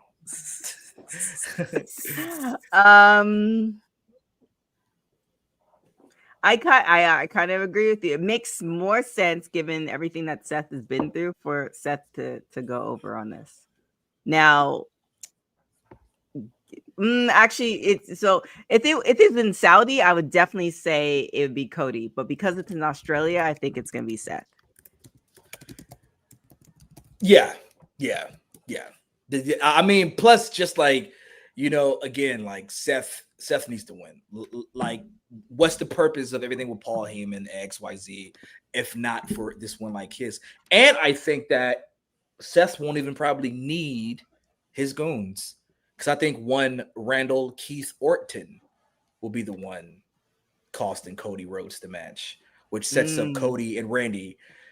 We know Seth's challengers on Raw, CM Punk, LA Knight, or Jey Uso. That's kind of the realm he is. Cody doesn't really have anybody at the moment, which is why I think something with Randy Orton will factor into this match as well. The Orton factor. They've been teasing that for almost a year and a half, 2 years now, ever since Cody first won it. So I think the Viper is going to Viper eventually. A snake can't shed his skin. You know what I mean? Type deal. Normally I would pick Cody for this, but I'm picking Seth to win this match because if you saw a sleeper, if you saw what happened on Raw these last couple Mondays, Seth has been like this guy, like you would always see in horror movies where it's like, I can't beat him. I can't beat him. I got to beat him. He needs this win. And especially on what Paul Heyman said to him on Monday. If he doesn't win, what does that say to the entire vision? Because you wanted to take over all of WWE and you wanted to lead by example with the Brawns. Not to mention the flack you'll get from your own wife if you don't even beat Cody Rhodes. That's right. So I am going to pick Seth Rollins to win this match. And I don't think this is going to hurt Cody at all. No, because I feel like something we're going to have shenanigans. Something's going to happen. And again, Paul Heyman told him you need to win. Because I know even though CM Punk and Roman Reigns got Paul Heyman's numbers blocked, Paul Heyman got a burner phone, so he could just, text you up to Roman or to CM Punk anyway, and just bounce back to them. So we need this one to happen for Seth Rollins, and I think it will happen. I think it will, and that wraps up Crown Jewel, which is happening tomorrow, 8 a.m. on the East Coast, 5 a.m. on the Pacific Coast, and we just got some breaking news that actually happened during our bold predictions. We're just getting a lot happening late at night because one of the latest releases, Wesley. Crazy. It was crazy. You're on mute, TK. That's how shocking it was. Like TK doesn't have the words. Or maybe TK.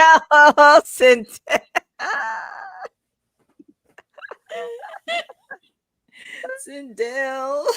Hey, what up? Oh my goodness. But yeah, breaking news. Wesley, latest release. Shocking. Quick reactions. I thought he was doing the thing with the high rise. I feel like we just saw him, even though I didn't understand what the high rise was doing. Were they faces? Were they heels? Were they goons with Trick Williams? But it just seems like, it's again, Samson cut his hair. Wesley cut his hair. That's what it was? Lost the aura. I don't know. Like Wesley just kind of lost the aura, but he had been there for a minute. I mean, we see the end of Wesley in NXT and we see the return of Desmond Xavier with the Rascals in TNA. That's the question. Ooh, that would be good. Man. It's a lot. So a lot of the people that I'm seeing on this list. So Summer Sorrell, BJ Ray, which is interesting. If you watch LFG, even though he got a lot of hate from the coaches, especially with Bubba, he couldn't deny that he had something that he can connect with the audience. So it's kind of interesting, in particular, that BJ got released. Hayes Jamison just got there. So these are like a lot of LFG people. Jin Tala, I believe it. She was in the first season. It's very something's going on. I mean, it's interesting. Something's going on. Clearly, you need to have a return on your investment. You need something for these people to do. Else, you're just essentially giving them money for sitting in catering, and you can't give everybody money to sit in catering. But there's something interesting happening behind the scenes. Conversations are being had. Yeah, did I see on Twitter BJ Ray was in the hospital or something? He's injured. Yeah, he got injured. He had a serious injury. Yeah, so wow. He's he's in the middle of trying to rehab and he gets I thought he was the breakout star from all of the LFG stuff. You saw his reactions with Bubba Ray Dudley, Bully Ray, and I just thought they were giving him that rub to despite his attitude. But but did him in. But maybe that wasn't kayfabe. Maybe he was shooting, brother. And Work yourself into a speaking, feud. because we were talking about NXT, we do have Mr. NXT himself, one of our beloved officials, our councilman Will Ferrell in the building. Apologies. I've been having to deal with the phone companies. Apparently, they were charging me for talking to my clients in Perth right now, and your councilman don't play that shit. Okay, I'm not paying long distance charges. All right. First off, I'm black, so that's racist for y'all to be doing anyway. Very. This is I didn't That's ask fair. for it.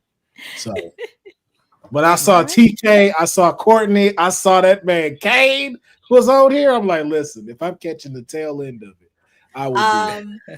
You're just in time because we were going through the releases. Wesley was one of the latest names released, and I just want to get your quick thoughts because you are Mr. NXT. Wow. Best Wow. decision. Best decision. Wow. Bro, Wow. go out there, figure yourself out, and show them what WWE messed up on. Please go out there and show them why they should have been made you NXT champion 4 years ago. Please go out there and do your shit. Please. It is so good. Please go find yourself. I hope he has a Cody Rhodes type journey. Welcome back, Desmond Xavier. Give me that. I am so glad because they never utilized him the way they need to. For some reason, they didn't know what to do with him after the whole face thing and the injury and stuff. Like, bro, go show them why when they want you back, why that check need to be bigger. Just like that. Yep. Yeah. Really put him in a high rise or whatever that name was. Who was he with? He was with Tyreek and Tyson, right? Yeah. Yeah, I didn't get that. I didn't either. I was just like, is it because they black? Y'all put that's what it felt like. Black, you three. Yeah, Yeah, I was like, they could have stood on their own. Like, Yeah. Yeah. Well, to Jeffrey Romer's point, he said, I know what it was. He cut his damn hair. I felt like the aura, it was Samson. He cut the aura was weird. You know, I don't know. Sometimes it's the look. It's wrestling. Sometimes it's the look, you know. And it was just dead end storylines. Like, I think even like not giving him what he needed to do. It was kind of like Ricochet. It was just like, I don't think you know what to do with high flyers like that don't necessarily showcase their personality outside the aura that they have. Because even with him, Zachary Wentz, I was like, this could have been something, but it didn't need to be that. And then it didn't go anywhere. Like it was such a lackluster rivalry between them two. It was like, you and I, you were the best man at my wedding. You know my wife. We've had barbecues together, and I'm like, what are y'all talking about? I was like, yo, if y'all are Gen Zers, this is why millennials hate y'all. Because if this is how y'all argue, this sucks. Yeah. Nobody said your mama at all in that whole rivalry. It was just, I need this. Yeah, no, I get it. And I mean, Wesley last appeared on WWE television. It was July 29th. He lost to Javon Evans on an episode of NXT. And his last two matches would come at house shows in which the High Rise, Tyreek, Tyson, and Wes lost to Hank and Tank and Javon Evans back on August 8th. As well, but then his last match was September 26th, a live match. The High Rise defeated Drake Moreau, the now released Draco Knox, and Shiloh Hill. So that was Wesley's last match for this chapter. Wait, why are they telling me my big back coalition got smaller? I think it's because of Kane. What is that? We're gonna need a the big back coalition getting a little small to call a coalition. What y'all mean? we are expanded to a 4-lane highway over here with these backs. Did y'all already give y'all predictions already too? We did, but Will, and since you're here, we could do a quick bold predictions for Crown Jewel. We can go with the Australian street fight between Big Bronson Reed and Roman Reigns. If Bronson don't win, we ride. It's that simple. We ride. That's a one way to piss off Aussie fans. I'm just saying. Listen, I don't never want nothing to come hurting the tribal chief, but somebody need to throw a boot full of beer at the tribal chief. Facts. If Bronson don't tsunami that man at least 6 times, we have lost the plot. What are we doing here? What are we doing? Purpose. This is the perfect time. If there's any time for Roman to take an L and put somebody over. That's right. I mean, take his shoes and everything. I would let him Superman punch Bronson and then take his shoes, though. I would take that. Just for the get back. But he needs to win. He needs to win. What's the other matches?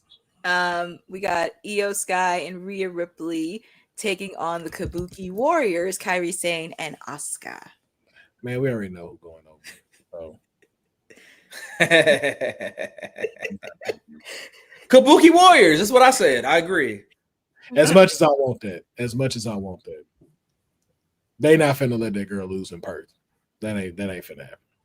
I was saying they can go full Vince McMahon and have like the wrestler get embarrassed in their hometown, home country. Did she win the last time in Elimination Chamber? She won against Nia, right? She did. Yeah. Okay, I'm going Kabuki Warriors. That's why I was saying when they're going to run it back now. Yeah. I mean, let her lose and let Bronson shine. That's what I'm saying. I mean, you could let her lose the day after her birthday. Really want. I mean, she had the birthday, and it was the day before. You got celebrated. The Wyatt Six came out their characters to wish you happy birthday. You got celebrated. There you go. Yeah. Just give her a loss after her birthday. It ain't gonna hurt her. Yeah, man, let her get missed in the face. You own at least you own there. Surprise. Right. I look like a goth smurf now. A goth smurf. Yep. Wow. We have this match. Tiffany Stratton taking on La Primera, Stephanie Vaquer. Before I name it, I want to know, why is TK sitting in the dark like she doing the midnight radio show? Because WWT After Dark is after this. Okay, I was like, are you setting the food? I keep feeling like she finna just pop up. This is TK Trinidad. Like, are you doing a quiet storm? Right. Yes. Storm is what it is. This is for all the lovers out there. Take it away. Yeah, you go. We're finna hit y'all with a little bit of the mojo. Yeah. friggin' Art LeBeau. Oh my God! Speaking of coming up the streets and all the lovers, we're having a party here because we have another one of our councilmen for her over there, right? Yeah. You got some. Name and he appears. I believe it said. Laughing too hard. I just couldn't do his intro. I was laughing way too hard. I got here as fast as I could. Right. I see. Yeah. Before you say anything, just want you to know the dossier has been sent to Hickenbottom. All right, because we sick of this shit. We sick of this. The dossier is going in the mail. Sent to Hickenbottom. At first, I thought those were like Maury Povich paternity test papers. Oh my God, that would be crazy. No, I received those by email now. Oh, okay, yeah. No paper trail, just email. Yeah, I don't need that to be printed out. Smart man. So the mayor's been pretty silent since No Mercy, and that's for very, very serious reasons. I haven't actually elaborated my thoughts on that show. But Hickenbottom can't be my GOAT no more. Oh, he can't be my GOAT no more. It's gotten to that point. I call him Hickenbottom is hilarious. You got my client out here gallivanting with the enemy after getting bamboozled in her hometown in front of the family. We don't even address the situation. Come on now. Like, what we doing, man? Also, that girl from LFG could be a part of Fatal Influence because you didn't want to pay Jasmine Nix the money she should get. Like, what are we doing? What are we doing? Now it's a battle royal for the next challenger. Like we just supposed to forget all that just happened like 2 Saturday, whatever it was. Like we We didn't need showdown. Why are we teaming with JC when you just violated? I don't. Why does that make sense? When did y'all and Jada become friends? Like when? What are we like? What's I don't insult my intelligence. Mike, this is why I said it on the last show. It's time. Okay, I don't need to necessarily get in the ring. I'm gonna do one WrestleMania. That's gonna happen. Now that people are wrestling in their 40s, I'm gonna make it to a WrestleMania match. But for now, in Saudi, hey, I'll take it. I will face Goldberg's old ass at any time. You gonna put me in a match out there. And besides, I feel like the Saudis would love me and all this luxurious hair. They ain't never seen no shit like this. They're like, oh my God, Samson. Yeah, they ain't gonna know what the fuck to do with all of this. That's why TK goes over there. She gonna get caught up. She gonna have 2 wedding rings. Like, how you get married? You got twice, 2 of them. Twice. Why your bank account got all? I didn't know zeros went in 3 lines when you look at a balance. The fuck, what you do this weekend? A lot of commas. A whole lot of commas in here. Jeffrey says Lola smiling like nothing happened. Yeah, that was kind of funny. Lola just up there dancing and shit. I'd have back fist her right after leaving. Right after I got eliminated. As skin check. And then she's alluding to that she might get involved with the whole Selena stuff. Full stop. The mayor doesn't authorize that because the last thing we doing is going to Road Dogg show. That's the very last thing we doing. We're not going to booking mediocrity hell over there. No. Oh my goodness. Nah, listen. You're not going to see Brian get booked. I'm not mad at Zelina getting with her husband. I think that's a smart deal because y'all can do some things. Listen, she just started getting piped from Damian Priest. Let's not do that. Let's not.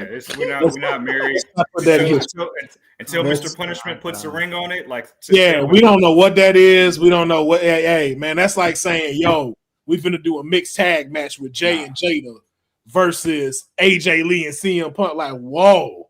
Tell you right now, Master Laredo don't play that shit. We don't do that. We don't. I feel like Damian Priest and Lola Vice, they have keys to each other's apartments. They have keys. They got keys, or they know where the spare is. You know, I'm serious.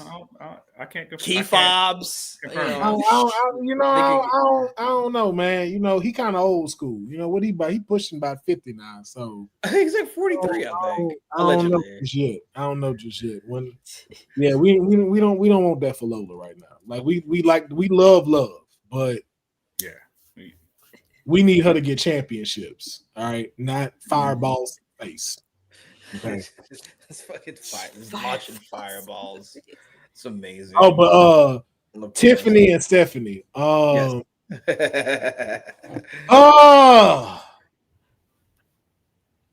That's tough. I went with Stephanie Becker. Well, said because you jumped in for a little bit while we were thinking about Stephanie and Tiffany. Who do you have in the Australian street fight between Bronson Reed and Roman Reigns? Oh yeah, I talked about this on the Raw post show. I feel like it has to be Bronson, and I only say that is because Bronson lost at SummerSlam. You can say he won the war, kind of, but Roman does his disappearing act. He pops back up to a large pop. Bronson, you remember when we first did the first Perth show, like a year or 2 ago, and Bronson couldn't do it because he got hurt? Yeah, that's right. We got to pay that forward. We got to actually let him get a win in front of his homeland. I think Rhea needs to get a loss, but Bronson should be the one hometown person that gets a win there. And it'll be big for his career, and it'll be big for the Vision, because you have to believe that we're doing all these main events with the Vision on Raw, on SmackDown. They might show up to NXT at some point. Let the Vision feel dominant by actually getting a win over the Tribal Chief, and that actually puts the battery in the back for War Games. Yeah, that was the point. And again, like we said before you got on, Bronson Reed beat the Roman Reigns of Japan. Yep, he beat Okada. Yeah. So why not beat the Roman Reigns of America, aka Roman Reigns? He can do it, and then take his sneakers. Again, yeah. Do it. I'm all about the bullying segments. Bring bullying back. All about the bullying. Yes, bring bullying. Hashtag bring bullying back. Triple B's. Yes. Oh, by the way, Bound for Glory is happening too, right? On Sunday or Saturday? Sunday. It's on Sunday. Sunday. Okay, yeah. Yo, is Sunday. it true both titles are on the line in that Jeff Hardy Dudley match? Both tag team titles will be on the line.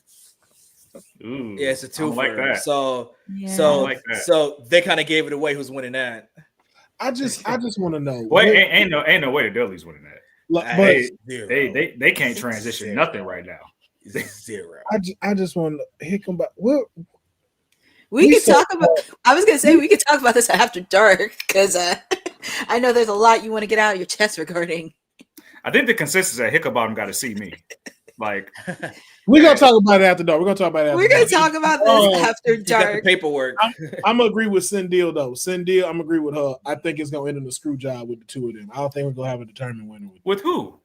Stephanie and Tiffany. No, I'm saying who screws them over? Is this like a Chelsea Green gets involved type thing? And Naya. I hope not Naya. No, I need to be for somebody for Stephanie. I need somebody to try to come and clip Stephanie's wings and think that they can. So maybe somebody returning. Maybe. Who's the only person that's next up for Steph right now on Raw? Roxanne? No. Nah. That's what I mean. You get Raquel yeah. I would say Raquel should be the next in line, if I'm being honest. Yeah. If they, I would if like they go that Raquel, route. actually. I would like Raquel. So I'm going to go with that. Unless EST come back and it's just like one of those moments where she just lets herself be seen. In front of both champions. The heel turn? Against Stephanie, though? Nah, against both of them. Like, yo, I'm back and I'm the EST of all of this. I'm going to choose. See, I feel like the heel turn is flat now that Naomi's gone, though. Yeah, like that would have been the great one. Or, hey, man, as much as I wanted to be Julia, it just might be Julia that do it. Well, like that runs in and calls Stephanie because of their past. Or calls Tiffany. It could go either way. Yeah. But I think I feel like Stephanie can't afford to lose either, if I'm being completely honest. Because if you have Stephanie lose clean, like we've seen Tiffany majority of this year, then you're showing that Tiffany has no adversity in this title reign. Yeah. There's nothing to overcome. Same thing with Cody. If Cody wins, he's a clean, polished guy that has no adversity, and it's gonna get boring real quick.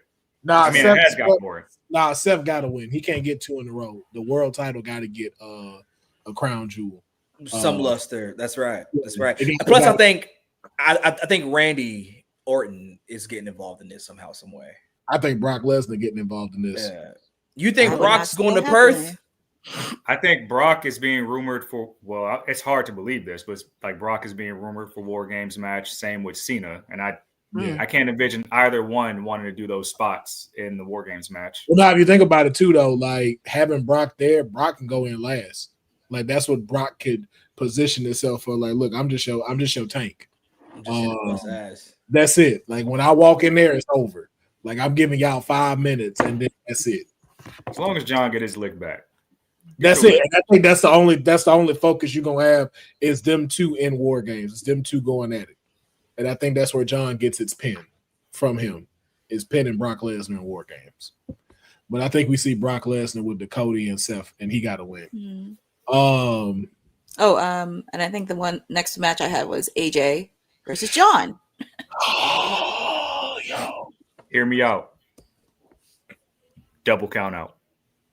I'll take that. I don't want AJ to lose, and I don't want Finn to lose. Yeah, give me they both old. Really? Who you want to see win? Can't get back. I actually picked John to win. I want John to win, but I'm more upset that John didn't get his 100th PLE win against Brock at the first WrestlePalooza. Like it made all the sense to do that with your first ESPN show. And he got to pay AJ back for giving him his 16th run. He do. Royal Rumble. What's that? Royal Rumble 19? The Royal Rumble 18, I think. Royal Rumble 2018. Yeah. Was it that long ago? AJ got to win the best out of 3.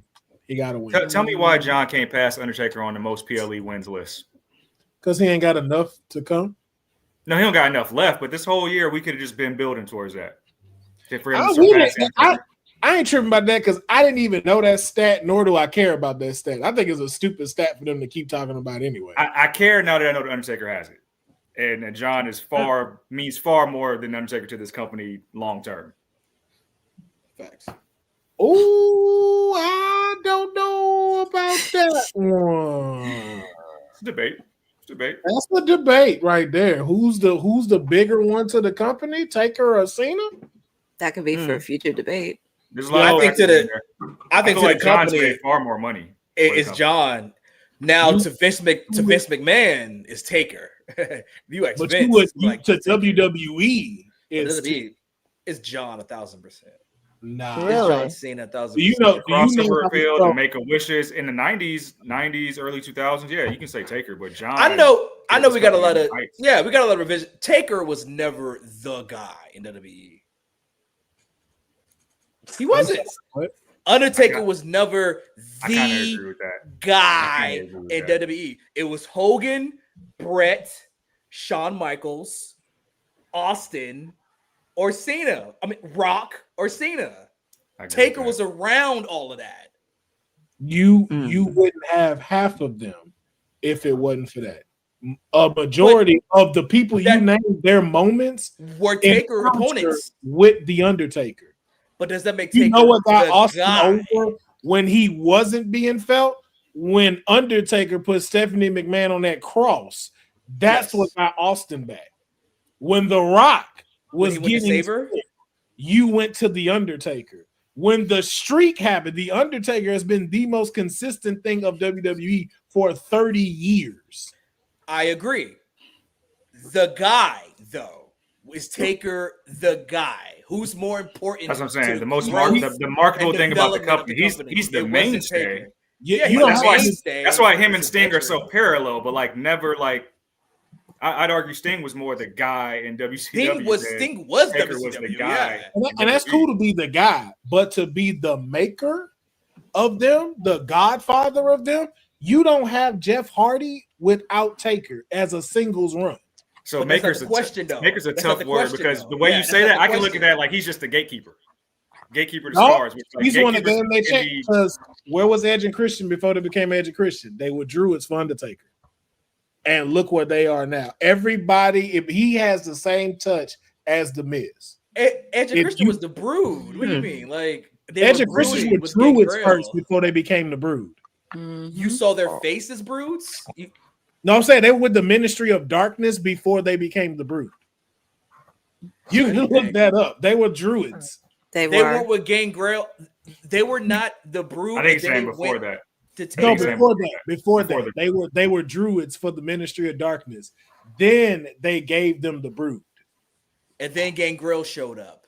Yes, and then they put them as a faction. Then you got the Flash Photography, Edge and Christian. Well, new Brood versus old Brood. Gangrel was set hopping. Because at that time, the two of them were supposed to break up and do a singles run, but they made them become a tag team, and then that's when you Christian Ooh. pulled up No, to Sindel. win the No. light championship. Remember Christian beat Taka Michinoku? Yeah, that's the way I remember Christian pulling up. So Christian yeah, was light heavyweight champion and a Druid. Yes, I don't know. Look that up, bro. I'm telling you, bro. You see him and Edge with them old stupid ass thin shades With the shits on. Just I remember smiling like crackheads. Like I remember them being in the Ministry of Darkness. They were in there. That's what I'm saying, bro. Like you don't. I get not being the no. And then I can't even say that because a lot of the commercials that they had was with Taker. The Brood joined the Ministry of Darkness. That's what I'm saying. They were with Gangrel in them first. Either way, I'm messing up time. Either way, though, they came 30 years ago. I get it. Door. Either way, I like You that don't debate have- though. you Who's don't meant have more that to the anymore. in business, Taker or Cena? I like that. I debate, think it's though. Cena. It's a good debate because Taker's the mainstay. Taker was there, but I mean, like, who was main eventing WrestleManias? Who was in the who was main championship eventing picture? before then? Who has the #1 WrestleMania match? Undertaker versus Shawn Michaels. He got the streak, but Taker what? That's Taker, that's a separate thing from having the greatest WrestleMania match. Taker of had all- the one match. What his first? Hold main on, that's event- not. Is that more because of Taker or more because of Sean? Because Sean got slaps without Taker. Hickenbottom on my shit list, but let's be real.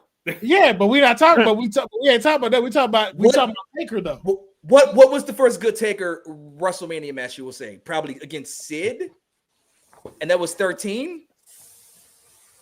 Like, when did we start recognizing the streak as a Before thing? that, it was what Giant. It was Giant Gonzalez at WrestleMania 10. Remember that? And then it was like Giant Gonzalez. It was a bunch of stinkers. Okay, it didn't start off well, but you can say the same thing for Cena as the prototype. Before he became Doctor of Thugonomics. The prototype wasn't at WrestleMania, though. The prototype wasn't at WrestleMania. You know what? No, you know what? You see, Kay, this is why all three of us shouldn't be on. Because they should have been wrapped. And this all this should be for After Dark. That's why. Yeah, well, fuck it. Put it in After Dark. Yeah, You guys pay your fucking subscription and then show up. Well, we have one final match for Crown Jewel because I don't know if everybody gave it. Seth Rollins, right. Cody Rhodes. I got Seth. Yeah, if Seth Rollins don't win, I'm a trip Dion down a flight of stairs to land on some. Dion. Somehow this is his fault. Damn. If Cody wins, man, I'm a blame him. Dion's like, fuck me for it. What do you mean? He know what he did. He knows. No, if you met Dion, he knows what he did. This is his what he did. But yeah, I hope y'all enjoy Perf. I will not be up to watch it. I'm not waking up at 5 a.m. The Lord. What are you talking about? I have you pegged to do the watch along. Huh? What? I have you pegged for the watch along. First of all, let's not use the term pegged here. Let's pick a different word. That's why I turned around and looked. I was like, first of all, who pegged for what? Well, nobody. Let's make that very. Your councilman don't get pegged on nothing. Okay. He said, I don't even jump on bicycle pegs. I walk. I don't even like to put them three letters near each other. They ain't got no business being by each other. I'll even call her Peg. I call her Margaret. I call her real name. Mm-hmm. I don't even say Peg for a nickname. I say Margaret. Yep. Your name is Margaret.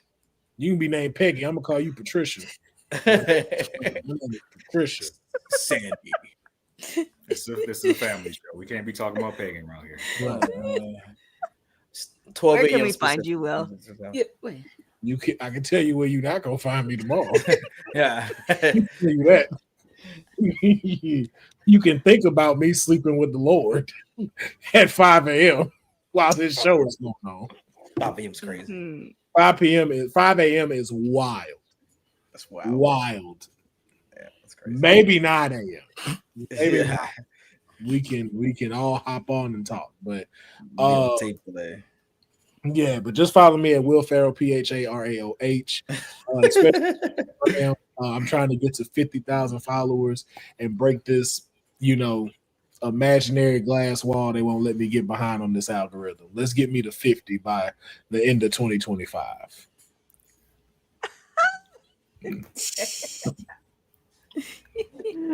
Yes. Okay. I feel like I owe you one. Yeah, that is. I'm at Kane McCoy. I gotta get back on Twitter somehow. I've been locked out. My account is still active, but I just can't get into it. I even emailed Twitter/X, and they were just like, "Yeah, bro, that's crazy." And I was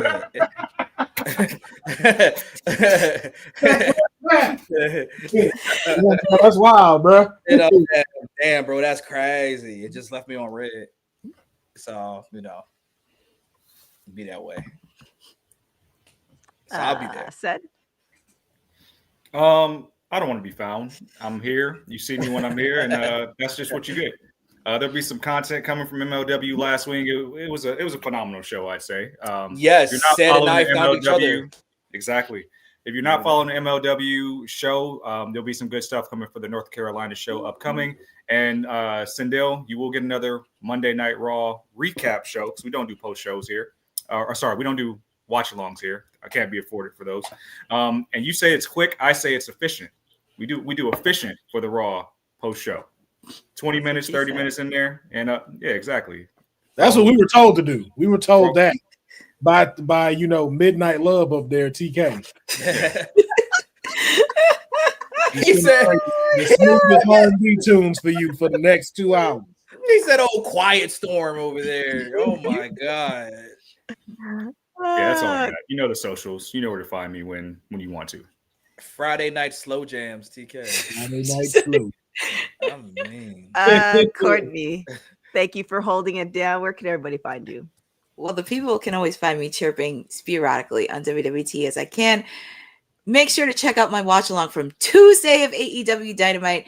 But you're going to get a special treat because you will be getting a Timeless Elite Saturday of AEW Collision since it was homecoming all this week in Jacksonville. So I'll be doing a special watch along tomorrow night. And feel free to hop on because the card looks pretty good.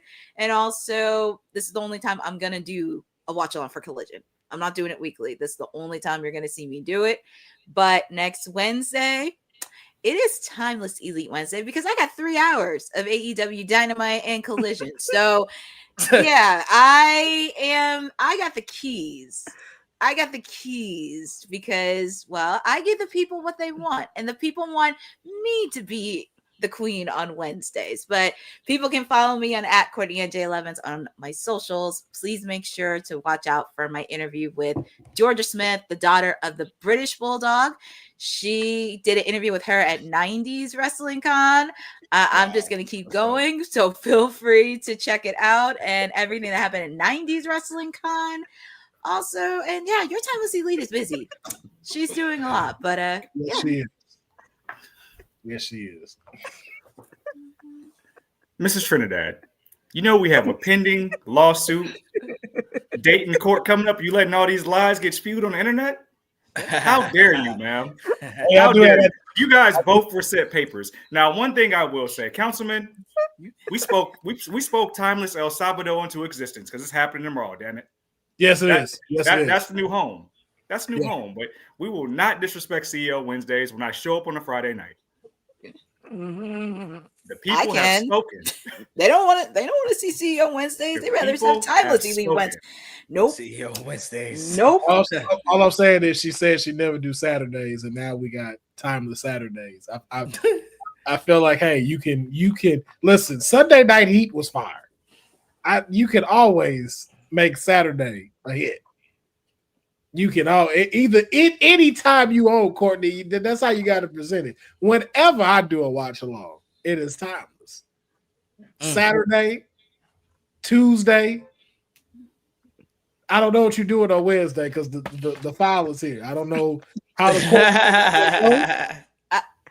court. I'm being held hostage. Well, you know what? I don't even care if you're not being held hostage. You were just you want me fined. You're just defending your territory. Because, TK didn't sign nothing on who has the lease on Wednesday. So this really is Tender Care TK's fault while y'all going to court. Okay? So y'all are just figuring this out for you to finally have your full substantial Wednesday. That's it. I believe in you, though. What? You're just gonna leave AEW Dynamite hostage? Just leave it hostage. First of all, I don't like the way it feels like I'm doing it. I'm just your councilman. I just handle y'all paperwork to make it official. Okay, I'm like Adam Pearce, but I have hair, and my wife is not cheating on me, so I'm anything hostage.